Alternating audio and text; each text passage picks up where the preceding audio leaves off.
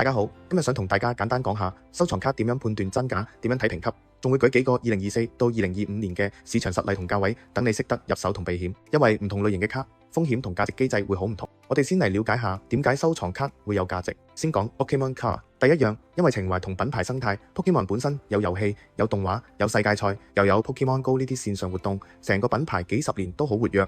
呢個就令到好多舊玩家、新玩家都不斷入場，所以需求一直有。第二，稀缺性。例如早期印量少嘅卡，或者比賽限定卡、職員卡、初代卡，甚至世界賽發放嘅特別卡都好少見。雖然話1/1，即係世上唯一，理論上最稀有，但實際都要睇有冇人肯出錢買。第三，保存狀態，卡嘅邊角有冇磨損，表面有冇刮痕，排版係咪居中，全部都會影響評分。評分越高，例如 PSA 10喺市場上日價就越大。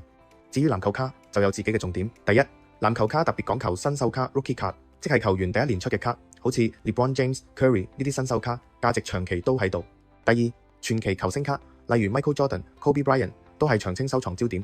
第三就係簽名卡同球衣卡，簽名卡仲要分安卡，球員直接喺卡面簽，同 Sticker Auto 先簽貼紙，再貼落去。一般嚟講，安卡因為多數出喺高端產品，印量少，所以更受追捧。仲有啲特別款，好似球衣切片、Logo Man， 即係喊咗官方 NBA Logo 報章、鑲簽或者1/1，因為又稀有又有故事性，好多時候會成為拍賣會嘅焦點。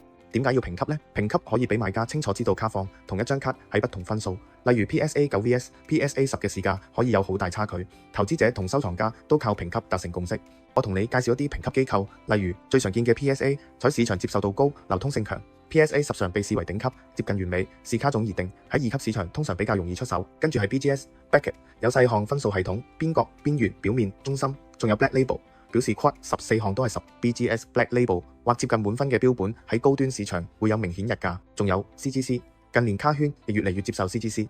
社群上有關於不同機構尺度差異嘅討論，例如某啲人覺得 CGC、BGS 與 PSA 喺不同卡種上會有細微嘅比分差別，但唔好用絕對字眼去比較，尺度會因卡種時期而變。若以投資保值為目標，建議優先揀權威評級且分數高嘅卡，例如 PSA 10、BGS、Black Label、CGC 高分，通常風險較低，流動性較好，但任何投資都有風險。如果想投資收藏卡，就要清楚市價。講到 Pokemon 卡，其實有幾個代表性成交例子可以參考。第一就係 Pikachu Illustration， 呢張卡係歷史級別嘅極稀有，喺拍賣市場試過去到幾十萬美金，甚至8萬美金一張，視乎年份同埋評級。第二，第一版 Charizard 噴火龍，特別係保存極佳，評級去到 PSA 10嘅就係最經典嘅高價卡之一。歷史上多次喺拍賣行或者私人交易裏面賣出天價，你仲可以好清楚見到 PSA 10同 PSA 9嘅價差有幾誇張嘅。第三就係近年熱門嘅 Pikachu Promo， 喺2024至2025年 eBay 上面唔同版本嘅 PSA 10 Pikachu 成交價差異都好大。普通啲嘅 Promo 有啲可能係100美金至1000美金左右，但如果係稀有版本就可以高好多，所以一定要用已成交記錄嚟睇，唔好淨係睇掛牌價。至於籃球卡就有一啲極端例子，例如有啲含 Michael Jordan 同 Kobe Bryant 簽名同 RC 限卡，再加埋 logo 名嘅罕見卡，喺拍賣市場創出過破紀錄嘅成交價。不過要強調，呢啲係極端個案，唔代表市場常態。普通收藏者唔好見到新聞就以為所有卡都升到咁誇張，一定要睇返實際已成交嘅記錄，仲要留意日期同埋成交平台。買收藏卡嘅風險都係有嘅，因為市面上嘅假卡都唔少，唔想買錯就一定要識驗證。講到驗真假，可以分2個層次。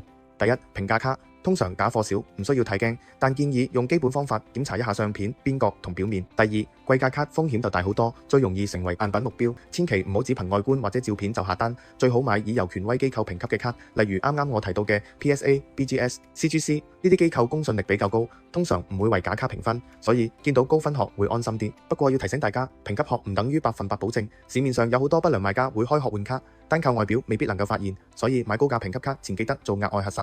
大家無論係喺邊個機構做交易，買前都要自己衡量同做足查證。買評級卡最緊要嘅就係證實同證據，唔好淨係信個殼。以下教你2部分。第一部分，線上驗證，步驟好簡單。第一步，揾 cert number 或者 QR code， 係殼上面有個編號或者 QR code， 記住佢係你嘅第一手資料。第二步，上官方網站查證，打開 PSA、Beckett 或者 CGC 嘅 cert verification 頁面，輸入編號或者係用手機掃 QR code。睇返官方記錄係咪同你手上張卡一樣，卡名、年份、版本、評級，甚至官方圖片都要核對。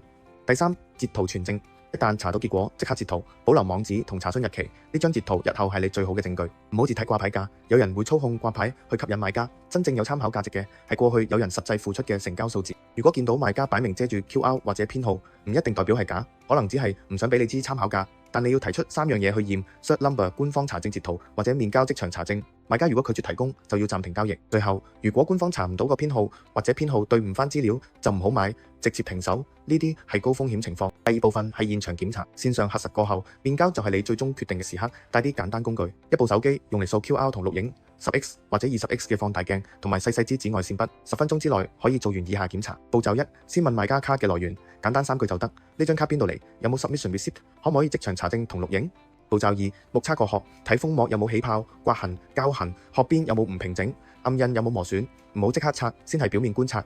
步驟三，現場掃 QR，入編號再核對，用手機掃 QR 或上網輸入編號，現場打開官方頁面核對卡名同分數，並錄影呢一個過程作為證據。步驟四，用放大鏡檢查卡面與邊角，睇各位有冇壓痕，表面有冇補畫或修補痕，中心對位有冇問題。步驟五，用 UV 燈掃一掃，入暗場用 UV 睇有冇奇怪熒光、補白或者膠痕。簽名卡可以用嚟檢查簽名係咪滲入紙張定係貼紙上面。步驟六，檢查簽名同 patch， 簽名要睇墨痕深入、筆跡流暢 ，patch 要睇刺繡質素、邊緣背面是否自然，唔好俾後貼仿製騙到你。步驟七，全程錄影同再確認，整個檢查過程用手機錄影，包含你掃 QR、查證、放大鏡檢查、UV 測試，完成後再問賣家一次來源與退貨條件。有啲紅旗一見就停手，賣家唔俾你掃 QR， 殼有擦過痕跡，官方查唔到編號，賣家只收一次過轉數，而拒絕面交或退款安排，或者卡面明顯有修補痕跡，見到就唔好硬買。除此之外，呢度仲有啲建議同提醒，大家可以留意或者參考，就係一定要查市價，就可以避免被騙價。買賣之前一定要用多個平台比對已成交價，例如 Price Charting、eBay， 記住用 Completic 或者 So 去過濾 SendCrunch 等等。香港可參考 Carousell， 大陸本地 App 例如 Carthobby、閒魚，唔同市場價格都會有差異。除咗啱啱講嘅國際同本地 App， 其實 Facebook 社群都係一個好重要嘅補充資訊來源。但無論如何，記住唔好淨係睇掛牌價，有人會操控掛牌去吸引買家。真正有參考價值嘅係過去有人實際付出嘅成交數字。建議認證卡同埋分數選擇。咁點解優先買高分？因為認證卡 PSA、BGS、CGC 提升透明度同流動性。若目標係保值或長線投資，建議優先選擇高分，例如 PSA 10、BGS、Black Label。雖然入手成本較高，但買賣時夠有信心，升值空間通常亦較大。一般經驗，除非係極度稀有嘅貴價卡，否則通常唔會入手10以下嘅作保值主力。1/1，世界唯一固然稀有，但世界唯一唔一定好變現。若冇買家，就難以換現金。對於極高價件，更要慎重核實來源與賣家信譽。對此類標嘅最好透過大型拍賣行或者專業經紀處理。所以交易流程好重要。建議大家一定要多啲留意賣家信譽，高價卡最好面交或透過信譽良好嘅拍賣行商家交易。若緊網購，要檢查賣家評價、負評記錄、寄送保險與追蹤。面交最大好處係可以即場驗證。若要郵寄，記住一定要求多角度清晰照片、cert number 以及保險與可追蹤快遞。咁邊啲卡最值得關注？如果係 Pokemon 卡 Early First Edition， 一啲熱門角色好似 Pikachu、Charizard、Eevee、莉莉艾、限量卡、職員卡、世界賽名單類卡，例如16強、8強等都可以關注。如果係體育卡，例如籃球同埋棒球等，可以關注新秀卡、年輕球員剛出道嘅首張卡。若球員日後成名，回報空間大，或者傳奇球星卡，自帶市場與情感價值，相關卡片較易保值或者飆升。仲有簽名卡同球衣切片 Logo Man， 特別係 Logo Man 含有 NBA 官方 logo 嘅 patch， 通常印量極低，收藏性高。但呢度要特別留意，一直以嚟籃球卡主要都係由 Panini 發行。